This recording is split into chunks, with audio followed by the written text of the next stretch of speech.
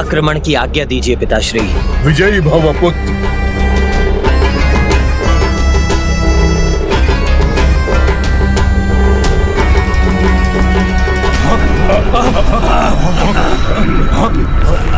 क्या ये महादेव की सेना है पुत्र?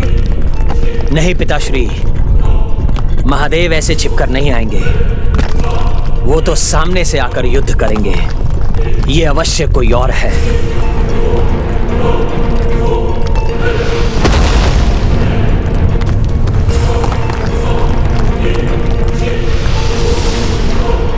कौन है ये शत्रु जो छिपकर वार कर रहा है? चिंता मत कीजिए पिताश्री, मेरा अग्नि अस्त्र इस द्रव्य को नष्ट कर देगा।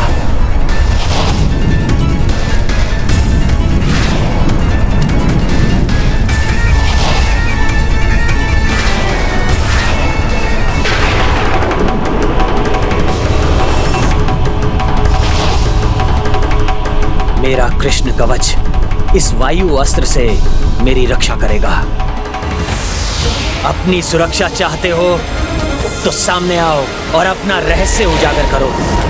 क्षमा कीजिए असुरराज, मैं कोई गुप्तचर नहीं हूँ। मैं भस्मासुर पुत्र दुर्सद हूँ। महादेव के विरुद्ध आपके इस युद्ध में आपका सहायक बन अपने पिता के वध का प्रतिशोध लेना चाहता हूँ।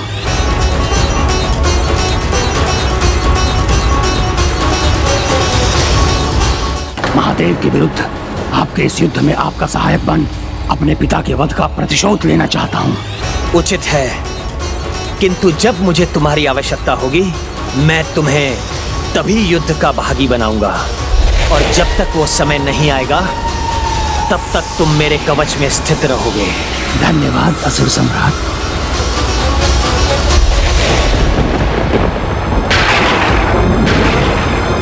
अब ये क्या है पुत्र? और कोई नहीं, ये महादेव की ही सेना है पिताश्री। आगे बढ़ो। लोक विजेता सम्राट शंखचूड़ की जय। हर हर महादेव, हर हर महादेव, हर हर महादेव, हर हर महादेव।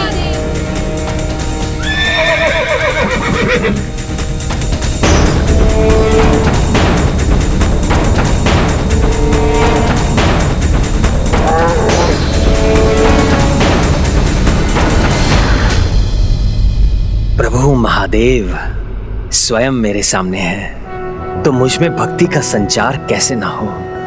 अद्भुत है प्रभु, अद्भुत है उनका दिव्य स्वरूप। संसार सारम भुजगेंद्रहारम सदा वसंतम हृदयारविंदे भवम भवामी सहितम नमामि। पुत्र शंखचूड़, महादेव शत्रु बनकर अपनी सेना के साथ युद्ध करने आ रहे हैं, सावधान हो जाओ।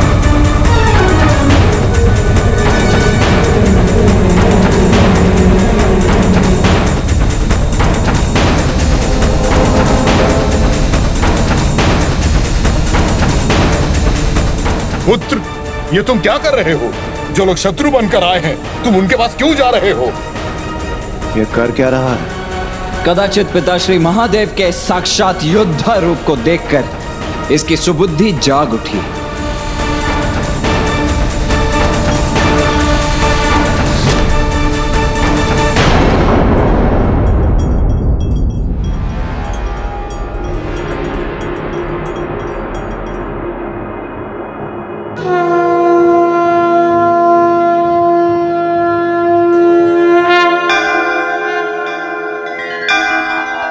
देखिए देवराज, इसने तो अपने घुटने ही टेक दिए। कदाचित ये अपने घुटनों पर बैठकर बिना युद्ध किए ही समर्पण करने वाला है। हे जगत पिता, हे शिव शंकर शंभु महादेव, दंभ पुत्र शंखचूड़ का प्रणाम स्वीकार कीजिए।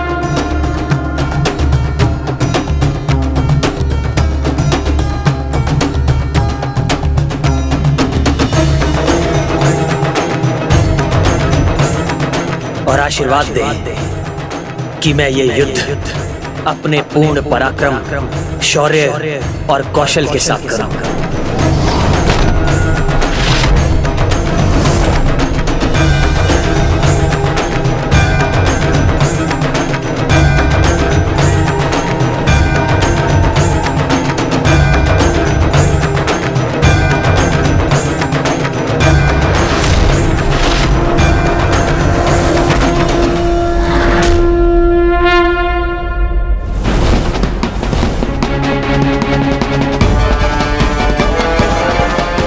कर दिया महादेव ने।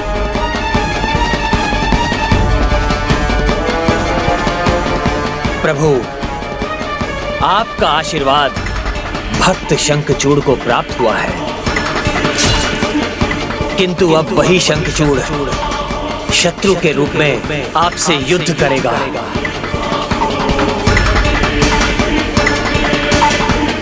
और आपकी सेना त्रिलोकाधिपति शंखचूड़ का स्पर्श तक नहीं कर सकेगी।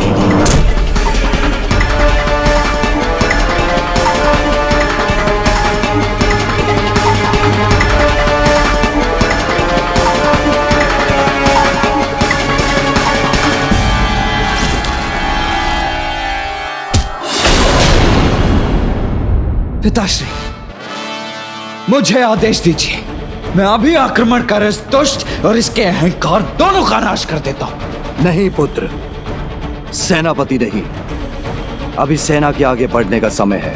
तुम सेनापति होने का कर्तव्य निभाओ, योजना बनाकर निर्देश दो। कहो, सर्वप्रथम किस सेनानायक को भेजना चाहते हो तुम? योजनाओं में समय व्यर्थ नहीं करूंगा मैं, सीधा आक्रमण करूंगा और अंत करूंगा इस युद्ध का।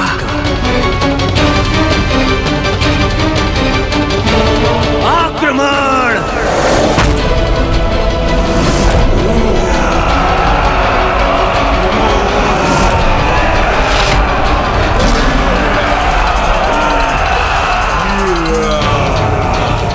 लगता है देव सेनापति के प्राण ही सूख गए हैं हमारी विशाल सेना का आक्रमण देखकर। इसीलिए निर्णय नहीं ले पा रहे हैं कि सर्वप्रथम हमसे युद्ध कौन करेगा। जिसके ग्रह नक्षत्र शुभ नहीं होते, वही महादेव और उनकी सेना को ललकारने का दुस्साहस करता है शंखचूड़। इसीलिए तुम्हें तुम्हारे ग्रहों की स्थिति से परिचित करवाने के लिए मैं सर्वप्रथम 9 ग्रहों को भेजता हूं।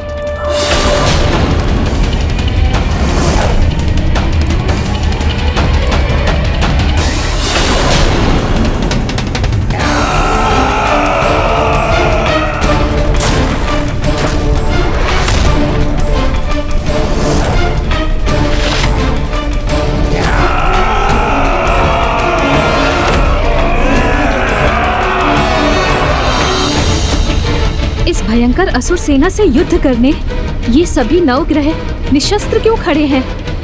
क्योंकि 9 ग्रहों को अस्त्र शस्त्र की आवश्यकता नहीं भाभी माँ, उनकी तो कुदृष्टि ही पर्याप्त है।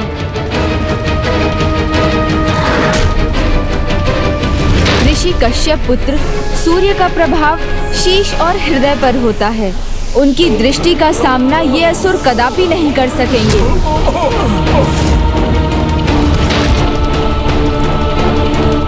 महर्षि अत्रि पुत्र चंद्र अपनी दृष्टि से मस्तिष्क को प्रभावित करते हैं, बुद्धि में भ्रम उत्पन्न कर किसी का भी नाश कर सकते हैं।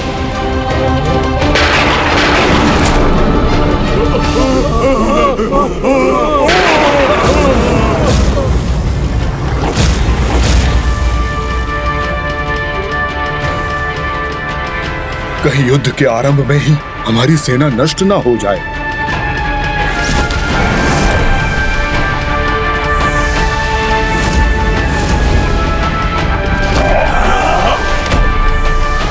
धरती पुत्र मंगल के कुप्रभाव से पित्त दोष और रक्त दोष होता है।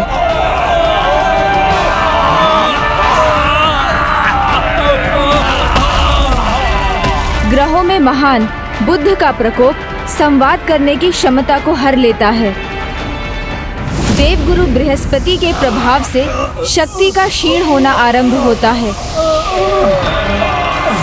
सूर्य पुत्र शनि का प्रकोप शरीर में अस्थि पंजर को दुर्बल बनाता है। ओम नमो भगवते वासुदेवाय नमः। ओम नमो भगवते वासुदेवाय नमः। पुत्र, ये 9 ग्रह तो हमारी सेना को नष्ट कर रहे हैं, तुम कुछ कर क्यों नहीं रहे हो? शीघ्रता करो। राहु और केतु की अंधकारी कुदृष्टि अन्य ग्रहों का प्रकोप बढ़ा देती है। पुत्र, तुम इनका सामना करके इन्हें रोक क्यों नहीं रहे हो? वैसे अब 9 ग्रहों में गुरु शुक्राचार्य का आगे बढ़ना ही शेष है, पर वो तो हमारे गुरु हैं, अतः वो हमें हानि नहीं पहुंचाएंगे।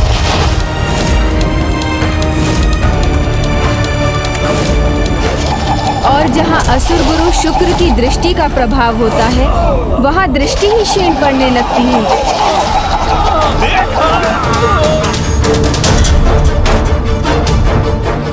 हमारी संपूर्ण सेना का नाश हो रहा है और तुम देख रहे हो, शत्रु अपना वार कर रहा है और हम कुछ भी नहीं कर रहे। चिंता मत कीजिए पिताश्री, इनका ये वार अभी रुकेगा जब सामना मुझसे होगा।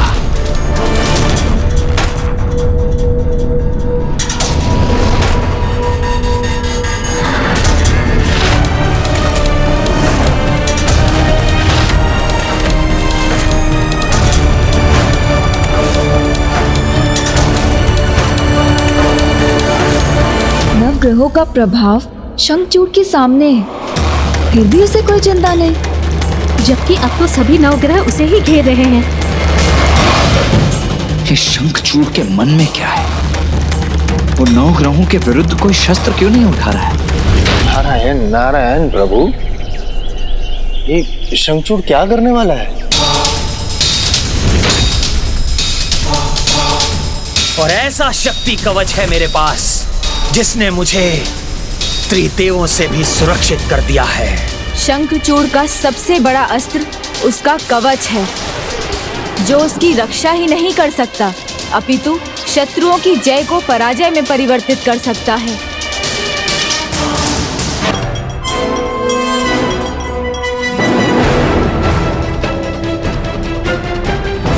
नवग्रह एक साथ आकर अपनी कुदृष्टि डाल दें तो उससे सुरक्षित रहना किसी के लिए भी संभव नहीं।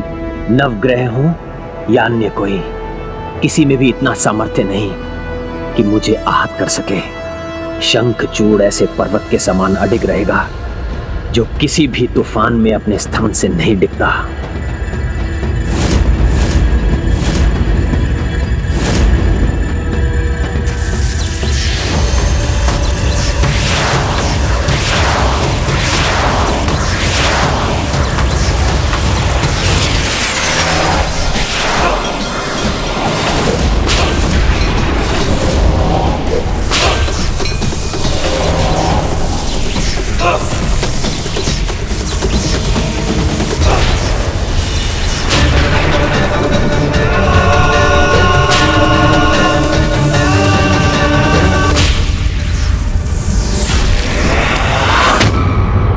उचित ही कहा था शंखचूड़ ने, उसके दिव्य कवच ने उसे अजेय बना दिया है।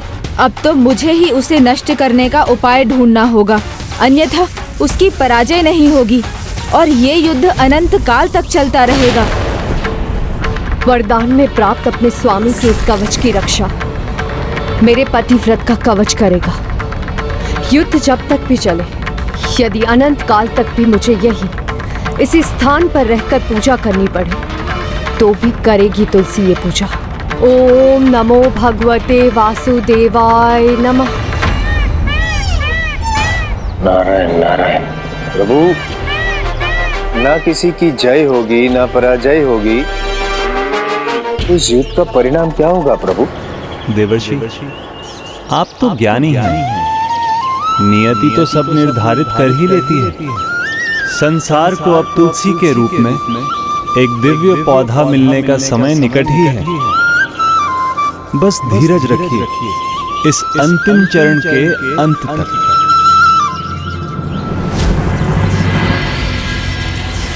सत्य है, एक पतिव्रता की शक्ति सर्वोच्च है। ये तो मेरे प्रभु श्री परम कृष्ण है, जिन्हें मैं आपको दे रही हूँ। इनका आशीर्वाद सदा आपकी रक्षा करेगा।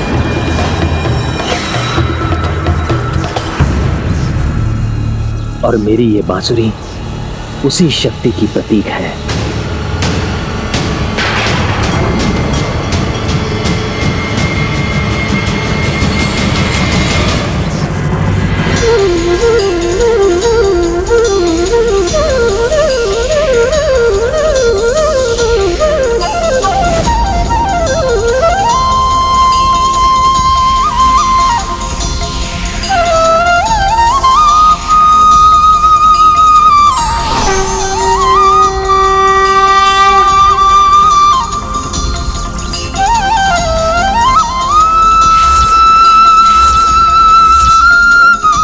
ये 9 ग्रहों ने अपनी दृष्टि क्यों बदल ली?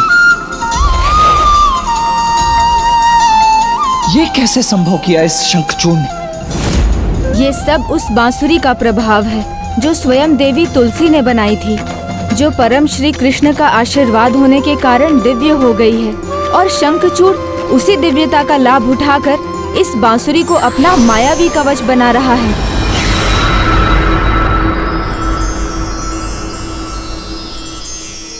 आप सबने नारायण के श्री कृष्ण रूप के एक अनन्य भक्त और उसकी सेना पर कुदृष्टि डालने का विचार भी कैसे किया? आश्चर्य है, नारायण को पूजने वाले आप नवग्रहों पर कदाचित आप भूल गए सूर्यदेव, नारायण अवतार श्री राम ने भी सूर्य वंश में जन्म लिया था। ओम सूर्यदेवाय नमः, ओम सूर्यदेवाय नमः। शनिदेव, आप तो स्वयं परम श्री कृष्ण के भक्त हैं। आप मंगल धरती पुत्र होने के नाते आप माता सीता के भ्राता हैं। सागर से उत्पन्न चंद्रदेव, आप तो माता लक्ष्मी के भ्राता हैं। बुद्धदेव, आप तो चंद्रदेव के पुत्र हैं। देव गुरु बृहस्पति, जो जगत गुरु होने के नाते आपके भी गुरु हैं, वो परम श्री कृष्ण मेरे प्रभु हैं। राहु और केतु, आप दोनों को तो मोहिनी रूप में श्री हरि नारायण ने नवरूप दिया है, इसलिए एक प्रकार से वो आपके पिता हैं। गुरुदेव शुक्राचार्य, आप भी तो माता लक्ष्मी के ही भ्राता हैं, फिर भी एक नारायण भक्त के साथ ऐसा व्यवहार, आप सभी नवग्रहों को ये शोभा नहीं देता कि आप सब मुझे हानि पहुंचाएं। उचित तो ये होगा कि आप सब अपने ग्रहों रत्नों से इस नारायण भक्त की रक्षा करें। क्षमा कीजिए प्रभु, हम सब नवग्रह एक नारायण भक्त पर वार नहीं कर सकते। हे महान नारायण भक्त, हमें तुम्हारी रक्षा करनी चाहिए। तुम्हारी रक्षा ही हमारा कर्तव्य है।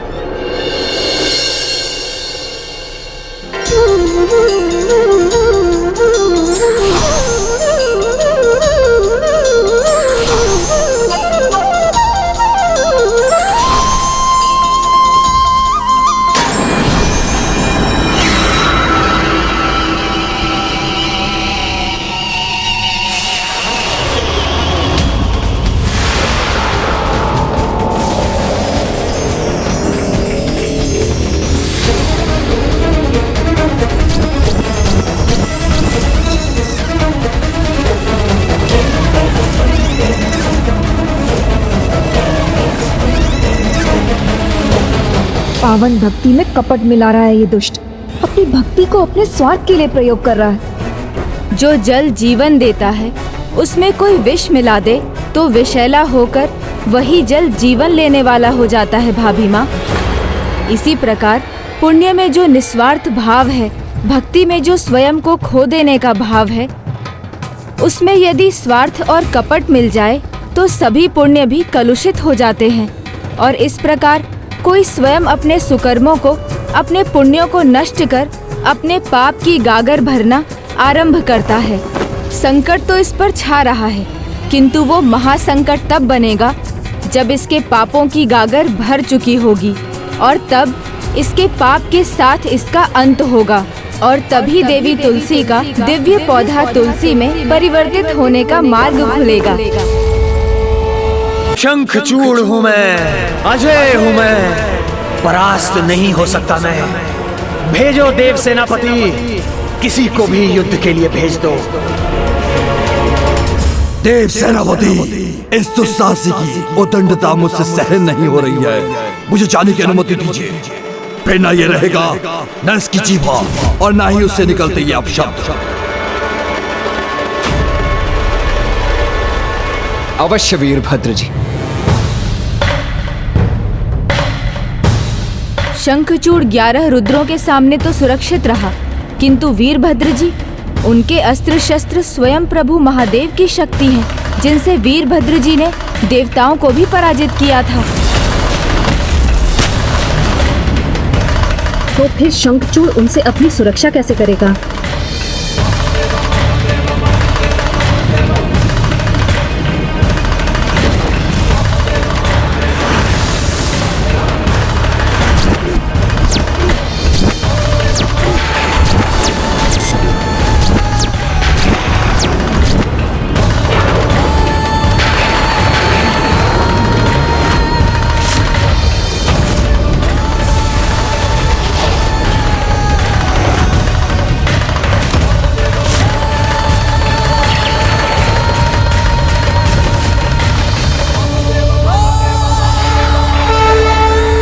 प्रभु, अन्य जो भी मुझसे युद्ध करने आए उनके समान ना तो मैं आपको माया जाल में बांध सकता हूं और ना ही बंदी बना सकता हूं। ये सत्य है, किंतु ये भी सत्य है कि आप भी मेरा वध नहीं कर सकेंगे। मैं तुम्हारा क्या कर सकता हूँ, क्या नहीं कर सकता हूँ, इसकी चिंता करने की तुम्हें कोई आवश्यकता नहीं शंखचूड़। मेरी चिंता स्वयं मुझे लेकर नहीं है प्रभु, तुलसी को लेकर है। यदि ये युद्ध इसी प्रकार चलता रहा और इसका कोई परिणाम नहीं हुआ तो मेरी तुलसी भी अनंत काल तक अन्न जल त्याग कर अपनी पूजा करती रही, जो मुझे स्वीकार नहीं। चिंता से चतुराई खट जाती है शंखचूड़, इसलिए इसका त्याग करो और युद्ध के लिए प्रस्तुत हो जाओ। मेरी अष्टभुजाओं के अस्त्रों के प्रयोग से पहले ही इस युद्ध का ही नहीं तुम्हारा भी अंत होगा। उचित है प्रभु, फिर ये स्वीकार कीजिए कि आपके 8 अस्त्रों का प्रयोग करने पर भी यदि मैं जीवित रहा तो आप आगे युद्ध नहीं करेंगे, स्वेच्छा से ये युद्ध छोड़ देंगे। मुझे स्वीकार है।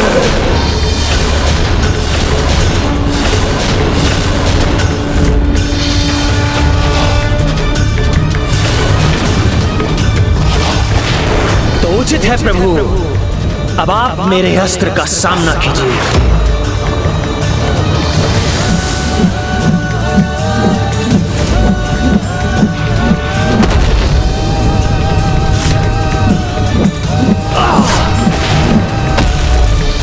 वासुदेवाय कृष्णाय नमो नमः। ओम नमो भगवते वासुदेव। कुछ भी हो जाए, आज मैं अपना संतुलन नहीं खोऊंगी।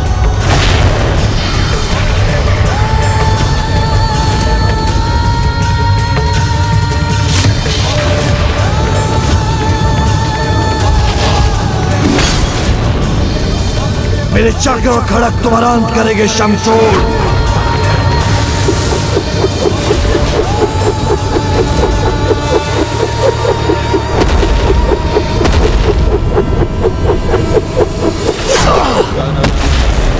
भगवते वासुदेवाय।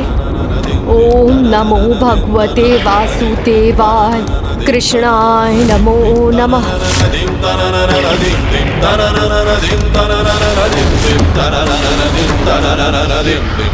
प्रभु, आपके 8 अस्त्रों में से तो 3 अस्त्र मैं व्यर्थ कर चुका हूं।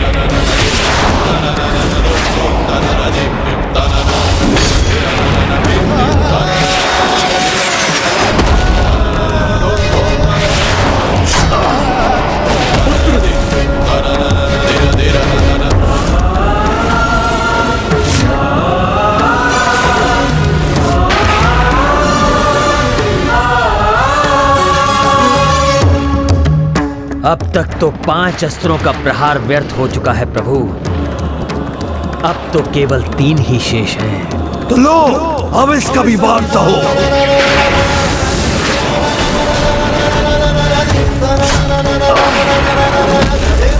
ओम नमो भगवते वासुदेवाय कृष्णाय नमो नमः।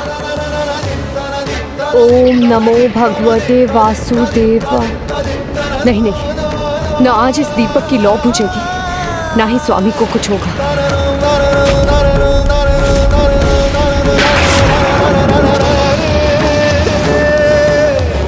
प्रभु, अब तो आपका केवल अंतिम अस्त्र शेष है।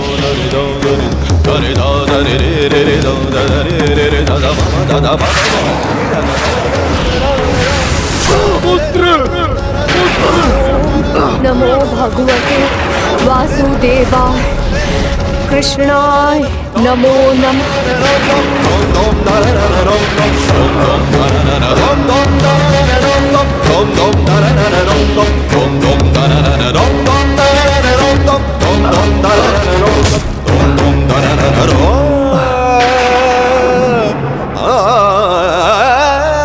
ओम नमो भगवते वासुदेवाय कृष्णाय नमो नमः।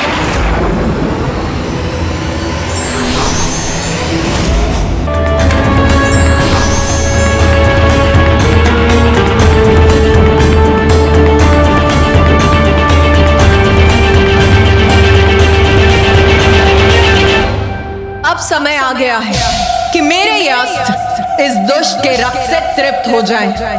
प्रभु, अब हमें अवसर दीजिए, हम उसे अपनी वास्तविक शक्ति का परिचय देंगे। पिताजी, इस बार मुझे अनुमति दीजिए। मैं इस दुष्ट को पुनः उठने का कोई असर ही नहीं दूंगा। क्या हुआ देव सेनापति? निर्णय लेना कठिन हो रहा है आपके लिए? कोई बात नहीं, मैं आपका निर्णय सरल कर देता हूं। मेरी दानव और दैत्य सेना आप तीनों को हमसे एक साथ युद्ध की चुनौती देते हैं।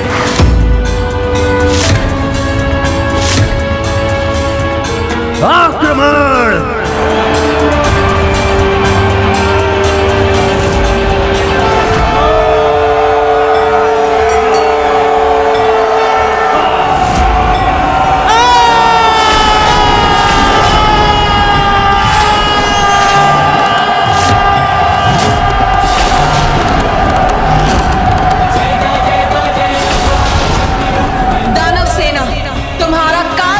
प्रतीक्षा कर रहा है। दैत्य सेना, तुम्हारी शिलाओं को रक्त से रिक्त करूंगी मैं।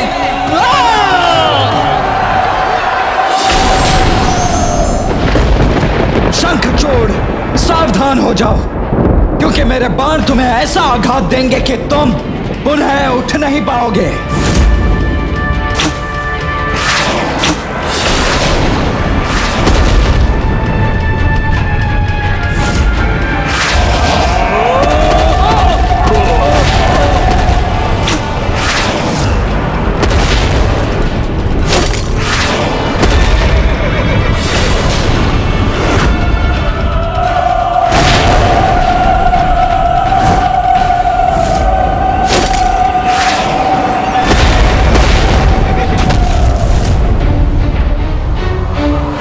शंखचूड़, अब तो रथ विहीन भी हो चुके हो तुम। मैं कहता हूं समय है, अभी भी समय है, समर्पण कर दो। देखो, एक भी दानव सैनिक शेष नहीं रहा।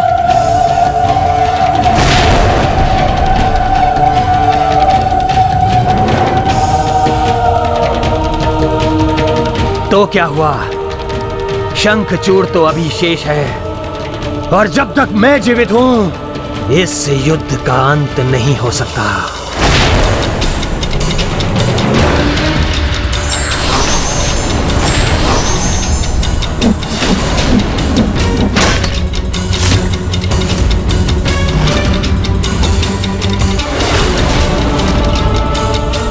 दुस्साहसी शंखचूड़, अब अपने काल से भेंट करने के लिए तैयार हो जाओ शंखचूड़। शब्दों के नहीं, शस्त्रों के वार कीजिए। आपके अनेकों प्रहारों के बाद भी मैं यही रहूंगा, जीवित और सुरक्षित। तुम्हारा यह विश्वास ही तुम्हारी सबसे बड़ी भूल है शंखचूड़। पापों की, अपराधों की सभी सीमाएं लांघने के पश्चात एक ही परिणाम शेष रहता है, मृत्यु। और अब तुमने अपनी मृत्यु को आमंत्रित कर दिया है।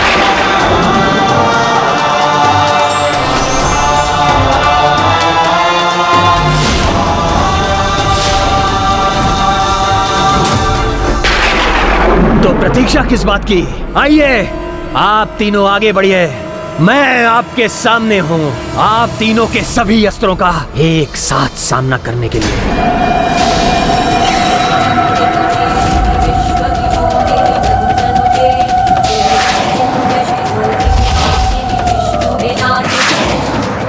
कहीं इन तीनों को एक साथ चुनौती देकर मैंने भूल तो नहीं की?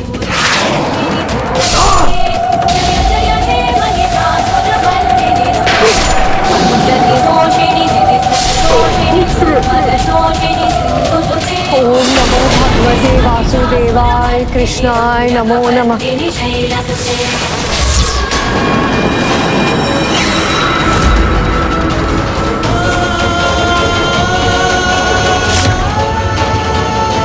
उचित कहा था पुत्र शंखचूड़ ने, अजय है वो, उस पर कोई जय नहीं पा सकता। ये क्या कवच है इसका, जो शिवजी की सेना से युद्ध करने पर भी ये सुरक्षित खड़ा है? आप सबने नारायण के श्री कृष्ण रूप के एक अनन्य भक्त और उसकी सेना पर कुदृष्टि डालने का विचार भी कैसे किया? प्रभु नारायण का नाम लेकर उसने सभी को अपने कवच में स्थित किया है और वीरभद्र जी के शिव शक्ति वाले अस्त्रों के प्रहार सहने का सामर्थ्य भी एकमात्र श्री हरि नारायण में ही है। अर्थात? हाँ देवर जी, आपका संकेत क्या है?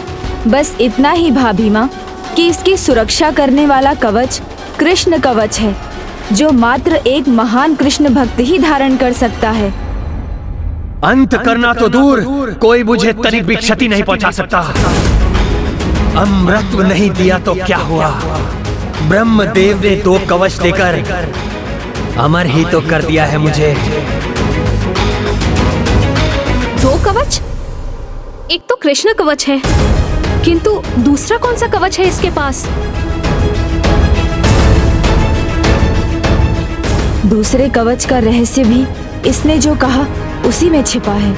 यदि ये युद्ध इसी प्रकार चलता रहा और इसका कोई परिणाम नहीं हुआ तो मेरी तुलसी भी अनंत काल तक अन्न जल त्याग कर अपनी पूजा करती रही, जो मुझे स्वीकार नहीं। वो दूसरा कवच निस्संदेह ही शक्ति कवच है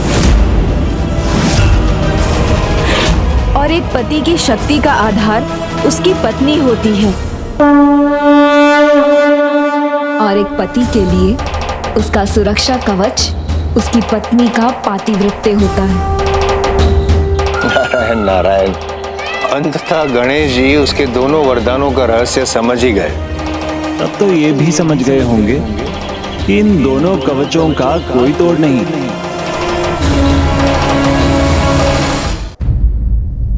इसके दोनों वरदानों को, दोनों कवचों को भेदना असंभव है। ये आप क्या कह रहे हैं देवर जी? उचित ही कह रहा हूँ भाभी माँ। कृष्ण कवच का धारक जब तक स्वयं उसे ना त्यागे, कोई उसे हानि नहीं पहुँचा सकता। और एक पतिव्रता जो कवच अपने पति को देती है, उसमें अपार शक्ति निहित होती है। इसका अर्थ है वो असुर उचित ही कह रहा है। अमर ना होकर भी वो अमर ही है।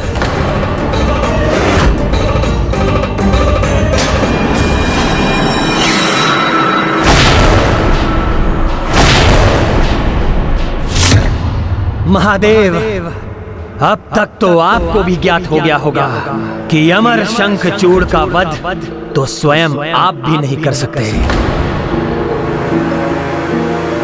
यही कारण है ना कि आपने अपनी सेना को भेजा, 33 कोटि देवताओं को, अपने पुत्र को, यहाँ तक कि अपनी पत्नी को भी भेजा, किंतु स्वयं मुझसे युद्ध करने नहीं आए। कहीं आपकी विफलता से आपका मान भंग न हो जाए, संसार में आपका महत्व कम न हो जाए। बस शंखचूड़, बस इतना भी दुस्साहस मत करो कि मैं आप। मेरा संवाद आपसे नहीं, स्वयं महादेव से है। क्यों महादेव, उचित कहा ना मैंने? आपको भी शंका है ना कि आप मुझे कोई हानि नहीं पहुंचा सकेंगे, कि आप मुझे कोई हानि नहीं पहुंचा सकेंगे। यही सत्य भी है। तो समय व्यर्थ किए बिना इस सत्य को स्वीकार कीजिए, अपनी पराजय मानकर कैलाश लौट जाइए या युद्ध कीजिए मुझसे। कैलाश लौट जाइए या युद्ध कीजिए मुझसे। मैं वचन देता हूं, यदि आप पीछे मुड़ गए तो मैं कैलाश पर आक्रमण नहीं करूंगा। कैलाशपति बने रहिए, क्योंकि शंखचूड़ को कैलाशपति बनने में कोई रुचि नहीं है। शेष सभी मुझ पर छोड़ दीजिए। मेरे राज्य में, मेरे शासन में हस्तक्षेप मत कीजिए।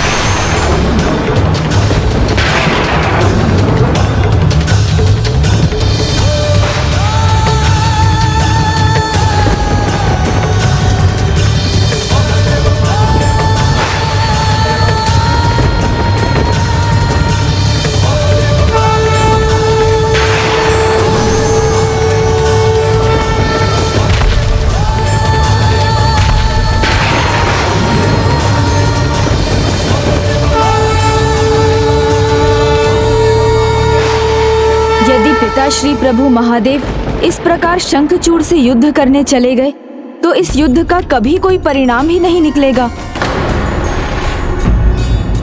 इसलिए इसके पूर्व कि ये युद्ध आरंभ हो, मुझे जाकर शंखचूड़ के वरदानों का पूरा रहस्य और उनके तोड़ का उपाय ज्ञात करना होगा।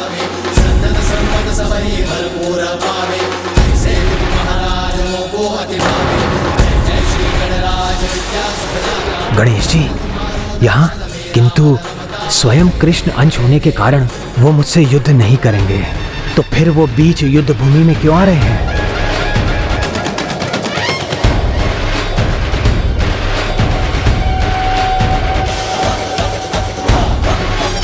प्रभु, इन दोनों वरदानों का यदि कोई तोड़ है ही नहीं तो प्रथम पूज्य श्री गणेश भला इसका क्या उपाय करेंगे और इस युद्ध का अंत कैसे होगा? विघ्न हरता है श्री गणेश। उनके चरण जहां भी पड़ते हैं विघ्न वहां से स्वयं दूर हो जाते हैं। इसलिए आप निश्चिंत रहिए, वो इस विघ्न का भी कोई उपाय अवश्य ढूंढ लेंगे और परिस्थिति के अनुसार विघ्नहर्ता को विघ्नकर्ता बनने में कोई विलंब नहीं होता।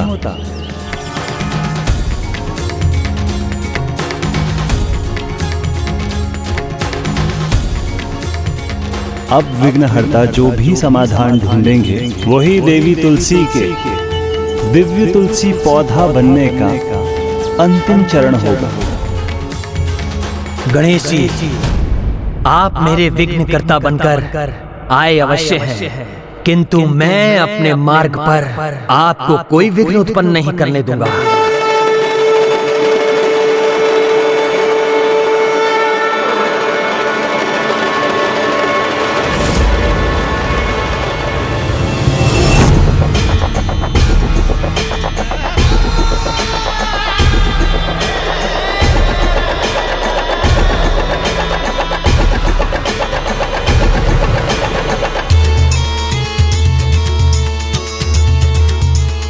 महादेव को चुनौती देना अर्थात अपने अंत को निमंत्रण देना है। जिन दैवीय शक्तियों के बल पर यह इतना अकड़ रहा है, इतना अहंकार कर रहा है, वही दैवीय शक्तियां इससे दूर हो जाएंगी।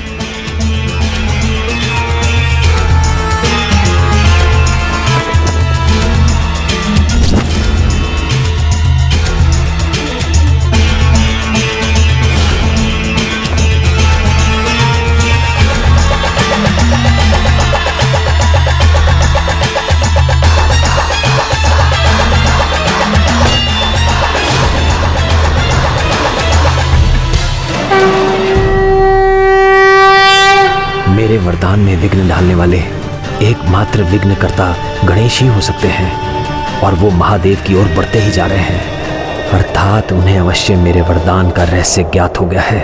मुझे उन्हें महादेव तक पहुंचने से रोकना ही होगा। महादेव के विरुद्ध आपके इस युद्ध में आपका सहायक बन अपने पिता के वध का प्रतिशोध लेना चाहता हूँ। भस्मासुर पुत्र दुरासद,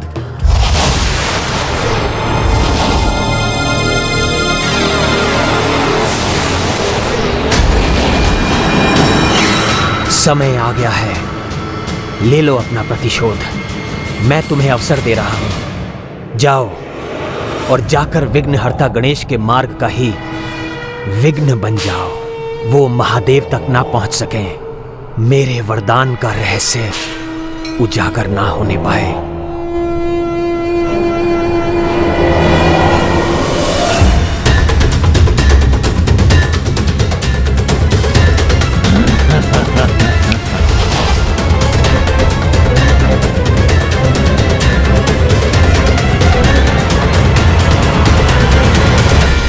आश्चर्य, शंखचूर्ण के चारों ओर यह वाष्प कैसा?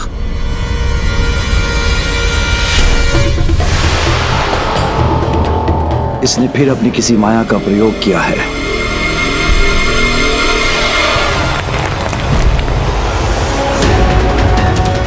महादेव, अंततः आप युद्ध भूमि में आ ही गए।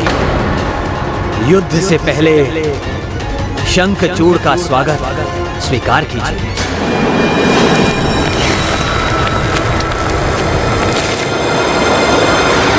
इतिहास बदलने जा रहा हूं मैं। पहला असुर हूं मैं जो महादेव को भी चुनौती देकर सुरक्षित रहेगा। तो आइए महादेव, युद्ध कीजिए मुझसे, युद्ध कीजिए मुझसे, कीजिए मुझसे।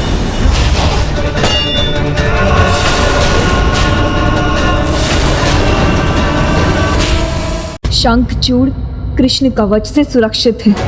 बिना ये ज्ञात हुए यदि प्रभु महादेव ने उस पर वार किया तो कृष्ण कवच की नारायण शक्ति का टकराव प्रभु महादेव की शक्ति से होगा। यदि ऐसा हुआ तो प्रभु दोनों शक्तियों के विस्फोट का भयंकर परिणाम होगा। सर्वनाश हो जाएगा, सर्वनाश हो जाएगा।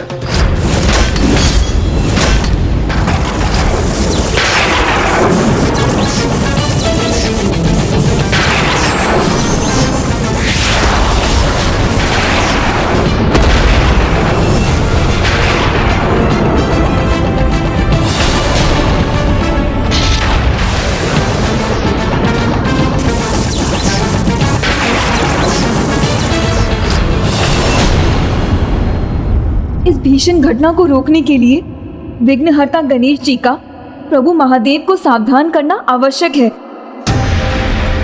किंतु वो है कहाँ?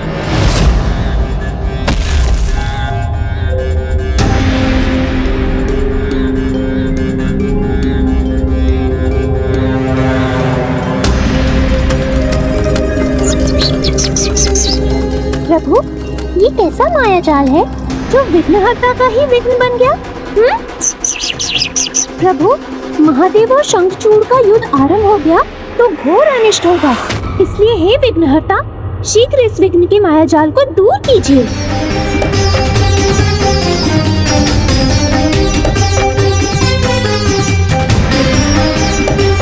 नहीं, मात्र मायाजाल नहीं है, ये कोई आसुरी शक्ति है। उचित समझे गणेश जी, ये मायाजाल नहीं, मैं हूँ भस्मासुर पुत्र दुरासद।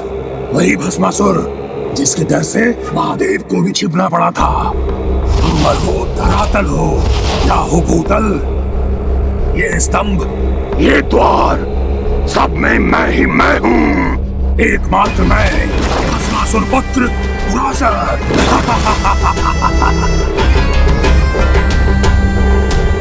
इसका स्वर भले ही सभी स्थानों से गूंज रहा हो, किंतु मुझे इसके हृदय के स्पंदन को सुनकर उस स्थान पर प्रहार करना होगा।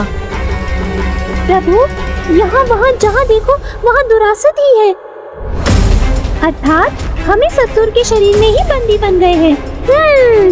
हाँ लाचार मूषक, तुम और तुम्हारे आराध्य श्री गणेश यहाँ से तब तक मुक्त नहीं होंगे जब तक यहाँ से बाहर त्रिलोकाधिपति शंखचूड़ और महादेव का युद्ध समाप्त नहीं हो जाता। तुम श्री परम कृष्ण भक्त हो शंखचूड़, इसलिए मैं तुम्हें एक अवसर और देता हूँ। तुम इसी पर अपना हठ, अपनी कुबुद्धि त्याग कर धर्म के मार्ग पर आ जाओ और देवताओं का दास बन जाओ। एक पराक्रमी बलवान बुद्धिमान को ये क्या सीख दे रहे हैं आप महादेव? इन तुच्छ देवताओं के समक्ष उनसे कहीं अधिक श्रेष्ठ शंखचूड़ घुटने टेक दे। नहीं महादेव, नहीं, ऐसा कदापि नहीं हो सकता। ये उत्तर तो पूर्व में मैं आपके दूत को दे चुका हूँ, इसलिए अब समय वार्तालाप का नहीं महादेव, युद्ध का है। उचित है फिर तो अपने सामर्थ्य और अपने पराक्रम का परिचय दो और मुझसे युद्ध करो। शंखचूड़, आरंभ में मैं तुम्हें आक्रमण करने की अनुमति देता हूँ, किंतु एक बार मेरे 3 पग तुम्हारी ओर बढ़ गए, तब तक भी तुम्हारी सुबुद्धि जागृत नहीं हुई और तब भी तुम मेरा सामना करने के लिए खड़े रहे, तो मेरी क्रोधाग्नि से तुम्हें भस्म होने से कोई नहीं बचा सकेगा, कोई नहीं बचा सकेगा।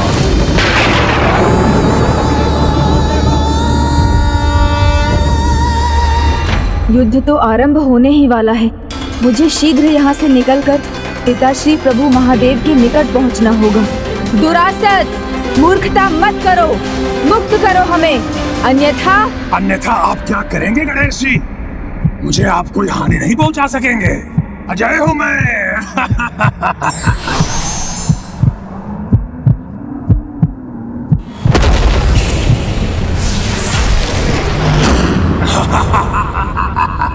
क्या हुआ, विफल हो गए?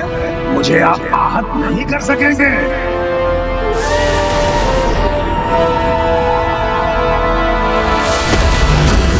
क्योंकि मैं दुरासद इच्छा अनुसार अपना रूप बदलकर कभी वायु, कभी द्रव्य और कभी ठोस आकृति में ढल सकता हूँ। यही वरदान प्राप्त है मुझे। प्रभु, इसे द्रव्य या वायु की आकृति में आने दीजिए। मैं छलांग लगाकर इससे बाहर निकल जाऊंगा और महादेव को सूचित कर दूंगा।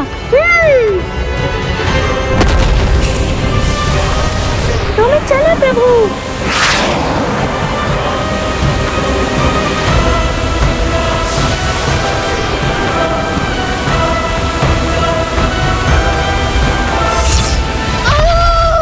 मूषक जी, प्रभु, इसने तो मुझे वापस फेंक दिया।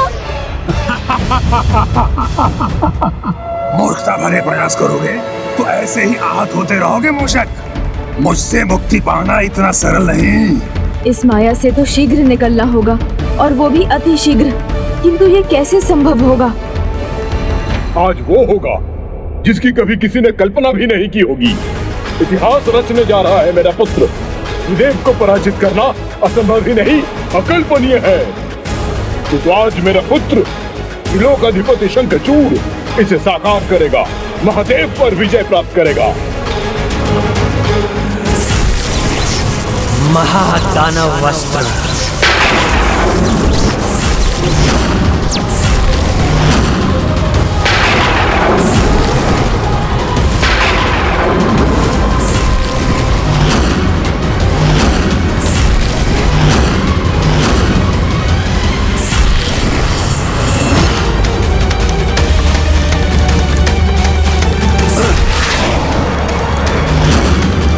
लीजिए महादेव, संभालिए मेरे वार को।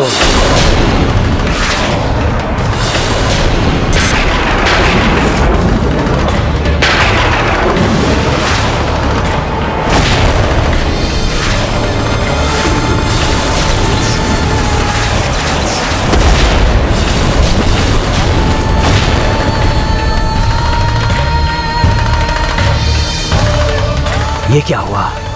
इनके त्रिनेत्र की दृष्टि मात्र से मेरे महाअस्त्र भस्म हो गए।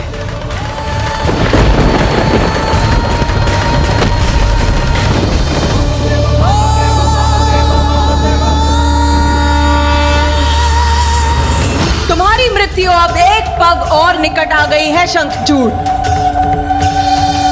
ओम नमो भगवते वासुदेवाय। कृष्णाय नमो नमः। ओम नमो भगवते वासुदेवाय। कृष्णाय नमो नमः। इससे पहले कि पिताश्री अगले 2 पग आगे बढ़ाएं, मुझे इसके हृदय के स्पंदन की ओर अपना पग बढ़ाना होगा। इस दुष्ट का कुछ उपाय तो करना ही होगा। कितना भी बुद्धि का प्रयोग कर ले बुद्धि की देवता, फिर भी ये बुद्धि नहीं सुलझा पाएंगे। मेरी बुद्धि के सामने आपकी बुद्धि दुर्बल पड़ जाएगी, क्योंकि मुझसे मुक्ति पाना असंभव है।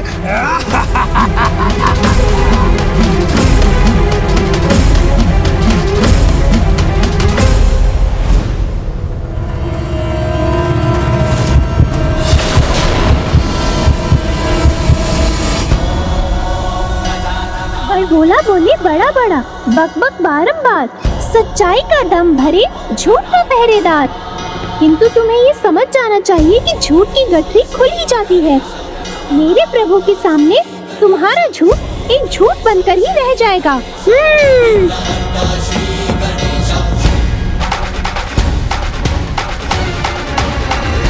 प्रभु महादेव की जय। प्रभु महादेव की जय। प्रभु महादेव की जय। प्रभु महादेव की जय। प्रभु महादेव की जय। विषदंत अस्त्र तुम्हारा आह्वान करता हुआ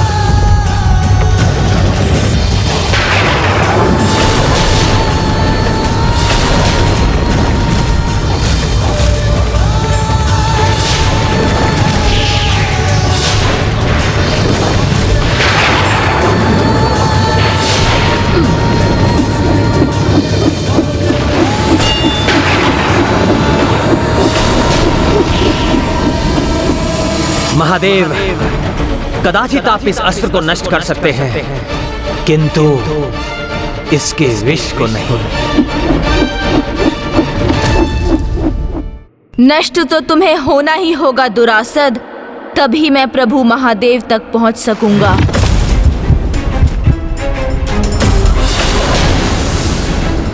कहा था ना मैंने, आप मुझसे पार नहीं पा सकेंगे।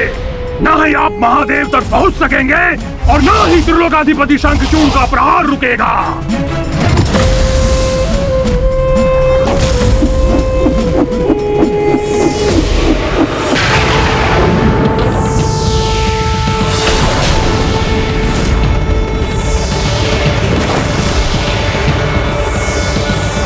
मूर्ख असुर, हलाहल जैसे भयंकर विष का पान कर संपूर्ण सृष्टि की रक्षा करने वाले नीलकंठ सदाशिव को विष दल से आहत करने की कल्पना कर रहा था।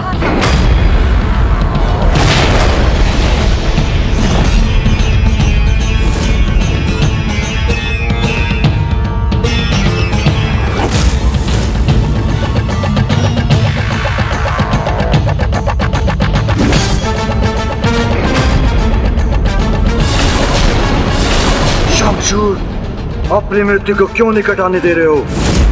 महादेव का एक पग और बढ़ा तो तुम्हारा अंत होगा,